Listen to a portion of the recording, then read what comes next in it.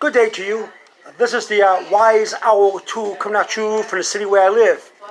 Today is February the 3rd, Monday. And early in the morning, between morning and afternoon, I say about 10 o'clock, 10:30 a.m., I saw my cat. I'm in the dining room, and I saw my cat laying down on the other side of the arch room. Now, this is the dining room right here. If you go 45-degree angle, you see the archway. And I saw my cat laying on the floor, relax and repose, looking the other way. The head was looking the opposite way, relaxed. So you see the hind legs, mostly. I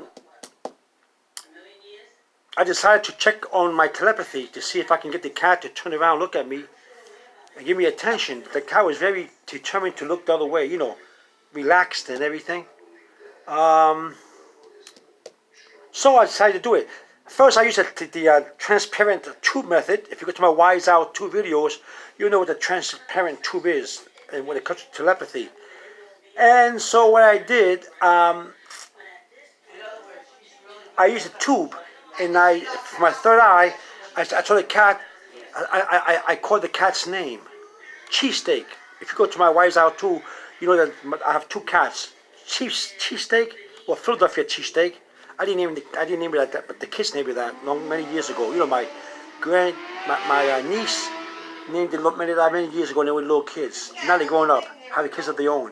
And Mary Chewy, my sister Virginia, named that cat that. Dirty cat, goes to bed around the house all the time. I'm always chasing them like in the movies. You always, you dumb cat, you get out of here and chase the cat. It's funny, but that's as far as it goes. You're not going to kick the cat or beat the cat up or anything, just scare it. Get away from there. How dare you scratch that? How dare you pee over there? Oh, I got to clean the pee up. That's Mighty Chewy, the gray cat. I was looking 45-degree at a cheesesteak, Philadelphia cheesesteak. And the test tube method from my forehead, I said in my little voice. You know, a little voice. You do math in your head? 1 + 1 is 2, x = square. Right? You hear your own voice thinking in your head, your own voice. I use that voice, my third eye, going in a straight line into the transparent tube, into the cat, the head of the cat, because he was looking the other way. I couldn't see the third eye. So I say in a low voice, a regular voice, like for example, like this, cheesesteak, kind of low but kind of loud, cheesesteak, and the cat's ear went up, like I told you. The animals, when they hear you telepathically, the first thing they do is to put the ears up. So they hear my voice. That means like to hear your voice, your thoughts. It heard my voice. And it went like this. And it looked the opposite way, but it looked like that, going the opposite way. Then I made the voice louder. Cheesesteak, right here. If you can get used to putting your voice real loud here, instead to a tube, they can hear you, the animals. And then I got rid of the transparent tube, not test tube, transparent tube, not test tube. You can put the voice from here to the transparent tube. And so I got rid of the transparent tube, and I look at the cat, and I picture my voice to his head, which is looking the other way. I picture the whole head surrounded with my energy, and the cat's head. And I say real loud in my head, cheesesteak. And the cat went even stronger, lift his head. Then I picture the cat. You ever seen like a pool, like a magnetic pool? Something magnetic it draws like drawing a metal, or like drawing a piece of metal or iron or whatever with a magnet. You know how it is, that kind of pool. That's what I did. So what I did is I used I used that kind of a pool to turn his head while saying, cheesesteak, look at me. Cheesesteak, look at me. And I used my mind, my thoughts going to, no tube, just my mind to his mind, forcing his head like a magnet to be drawn to me, to turn. You know how you want to just raise his head? It's like you put a rope around the head, you want to turn it. To do that. Surely enough, the cat looked just out of the right direction. He turned around and looked at me like that, all the way around.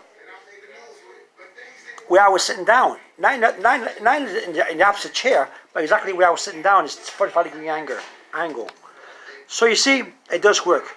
Telepathy with animals. You just gotta practice. I want to increase my telepathy some more, and I'm going to probably go to the. Right now it's February the 3rd. It's kind of chilly outside.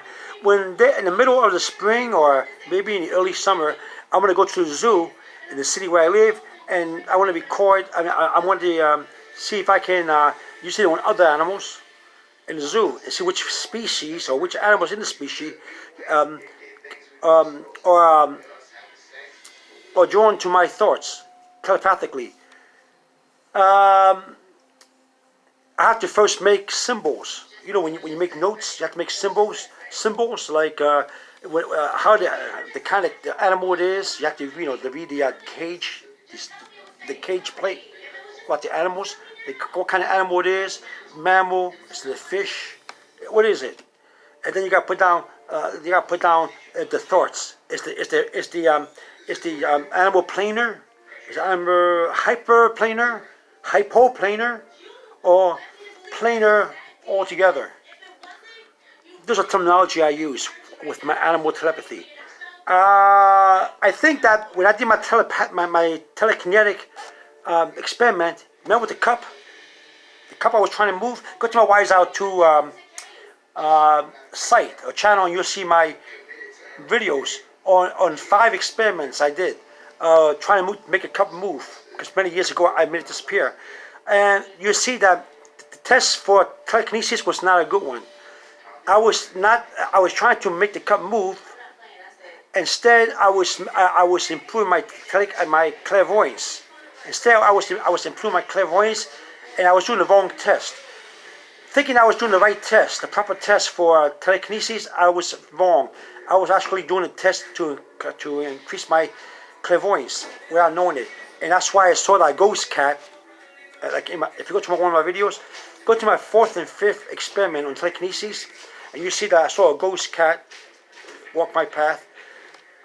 Since I've been doing those that kind of experiment, by the 5th experiment, my telepathic powers, my clairvoyance, has been increasing.